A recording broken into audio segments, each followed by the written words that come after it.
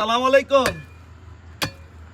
দেখুন এই আপনারা এই যে কবরস্থান যে ইটের যে ব্যারিকেড দেয়, কবরের যে নেম প্লেট দেন, এটা আপনারা দিয়েন না কবরস্থানে। কবরস্থানে যে এটা দেওয়ার কারণে দেখেন এই যে এলাম 10 ইঞ্চি গাঁথনিতে যে আপনারা নেম প্লেট লেখেন, তার জন্য এই কবর করতে সমস্যা হয়। আপনারা কেউই আর এই নেম প্লেট ব্যবহার করবেন না, উপরে ছোট সাইনবোর্ড ব্যবহার করবেন, যাতে কবর করতে খোদার পরে ওটা চিহ্ন থাকবো, ওই একটাই ব্যবহার করেন। এইভাবে ব্যবহার করলে আমরা কবর করতে সমস্যা হয়, যারাই খুদুক সমস্যা হবে, যাতে না হয়।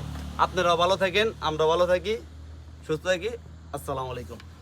বুঝতে পারছে এই লোকটা যে দুনিয়াতে বিদায় নিবে, তার কবর খনন করতে করতে একসময় যে এইটা 10 ইঞ্চি ইটার গাঁথনি বাড়িল, 10 ইঞ্চি ইটার গাঁথনি এই যে দিয়ে রাখছে দেখুন, এটিতে বাইরে ভাঙতে হইব, তারপর কবর মেরামত করতে হইব।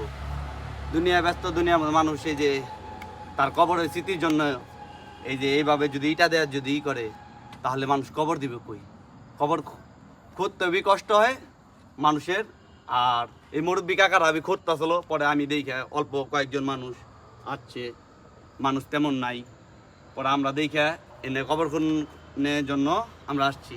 এই যে হাড় গরবি দেখেন মাটিতে খায় উঠছে, এই কাপড় টবি মাটিতে খেয়ে ফেলছে অনেক অংশ।